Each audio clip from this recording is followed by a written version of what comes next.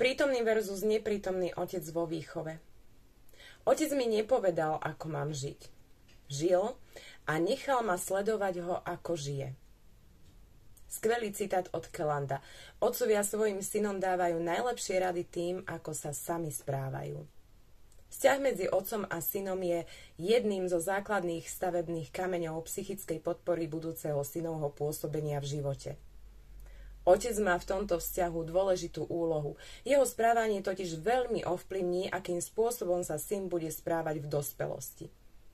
Dám vám do pozornosti niekoľko aspektov, ktoré hovoria o význame tohto vzťahu. Poprvé, vzor správania. Otec to je prvý mužský vzor, ktorý si syn zažije. Otcovo prežívanie, hodnoty a postoj k životu veľmi ovplyvnia, ako sa syn bude správať vo svojom živote. Vo svojich nadobudnutých vzťahoch, v práci a celkovo v spoločnosti. Ak dieťa napríklad vidí, že otec sa venuje nejakému športu, tak je predpoklad, že sa bude snažiť vykročiť v jeho šľapajach. No na to, aby v nich vykročil, potrebuje aktívnu podporu od otca. Vtedy si totiž zvedomí, že je správne byť fyzicky aktívny, pretože to robí jeho vzor, jeho otec. Dieťa si takto dokáže veľmi rýchlo zvedomovať tieto pozitívne návyky otca. Ale čo ak syn vidí, že otec s ním nechce navštevovať žiadny športový krúžok?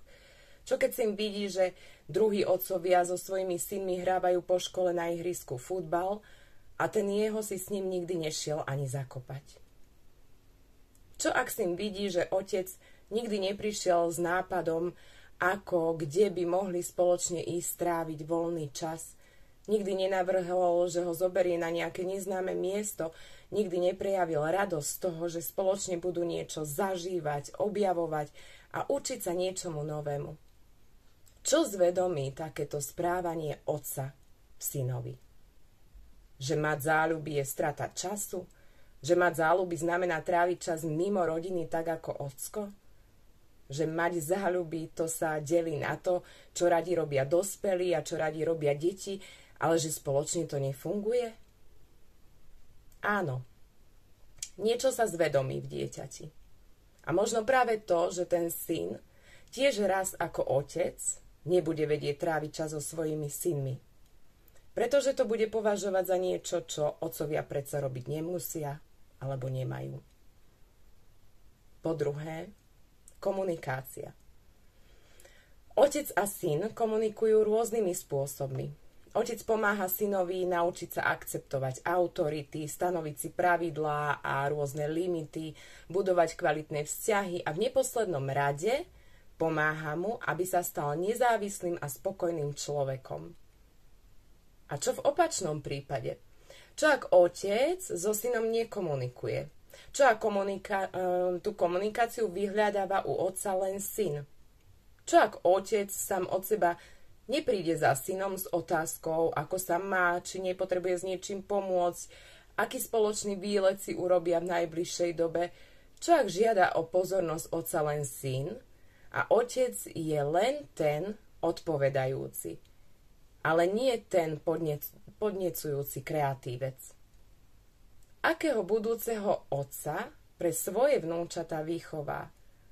Neprítomného, o ktorého pozornosť budú musieť bojovať, aby ho aspoň na pár minút dostali z jeho komfortnej zóny? Po tretie, emocionálna podpora.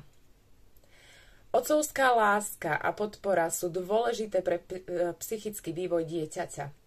Otec môže byť oporou v ťažkých chvíľach a pomôcť synovi naučiť sa vyjadrovať svoje emócie. A čo v prípade, ak je otec emočne neprístupný? Čo ak otec nedokáže byť pre syna vzťahovou osobou?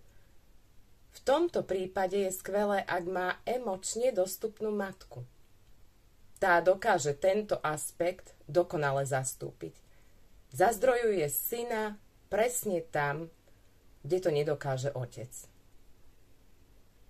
Po štvrté, veľmi dôležité, je to vzťah k ženám. Otcovo správanie k ženám, najmä k manželke, môže ovplyvniť spôsob, akým sa syn bude správať ku svojej polovičke. Ak otec prejavuje rešpekt, lásku k matke, syn to vníma a môže to ovplyvniť jeho vlastné vzťahy. Ale čo v opačnom prípade? Čo keď dieťa vidí, že otec slovne znevažuje mamu v jeho prítomnosti? Čo keď ten syn vidí, že otec mame neprejavuje náklonnosť, úctu a podporu? Čo keď syn vidí, že otec mnohé mame vyčíta, no keď príde domov z roboty, on sám jej v ničom nepomôže, líha si na gauč s vedomím, že on má právo byť unavený, lebo prišiel z práce.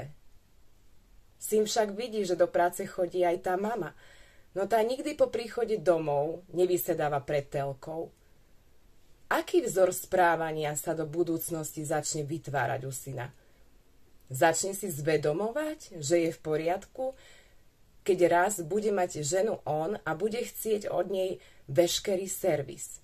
Bude ju môcť častovať nevkusnými poznámkami. On bude ten, ktorý si vyhradí právo na oddych.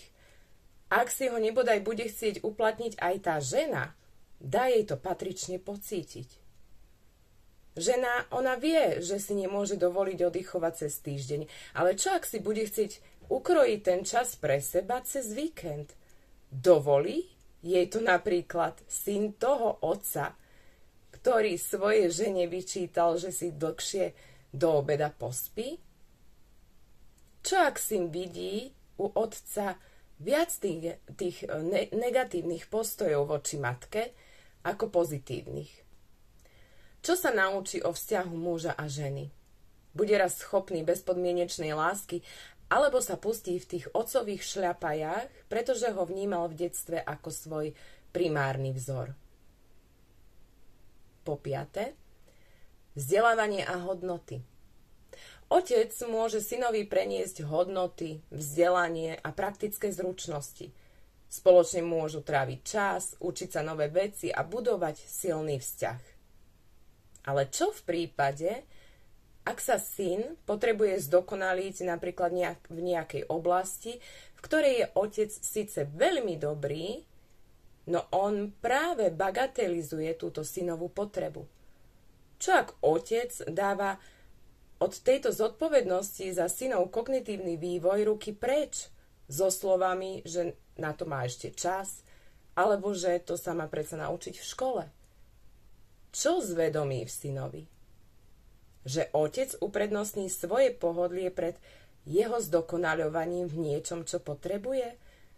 Že otec v tom je síce dosť dobrý, ale asi ja ako syn nie som dosť dobrý pre toho otca, aby sa mi v tej oblasti venoval? Smutné. Vzťah otca a syna nie je jediným faktorom, ktorý ovplyvňuje synov vývoj, ale je to dôležitý aspekt, ktorý formuje jeho osobnosť a správanie. Je dôležité, aby otec bol prítomný a aktívny v živote svojho syna. Aby mohli spolu budovať pevný vzťah a aby mu mohol pomôcť rásť a rozvíjať sa. Dnešný otec má mnoho podôb. Binárne roly mužského živiteľa rodiny a ženy v domácnostiach sú už dávno preč. Otec, ktorý trávil väčšinu času v práci a svoje deti videl len cez víkendy, je v dnešnej dobe vzácnosťou. Pred generáciou alebo dvoma boli otcovia skôr silní a tichí, ale vlastne tie frázy, ktoré dávala mama tým synom, len počkaj, kým sa tvoj otec vráti domov, sa hádzali kvôli tomu, aby v deťoch vzbudili strach z ich otca. Z toho otca, ktorý bol taký disciplinárny.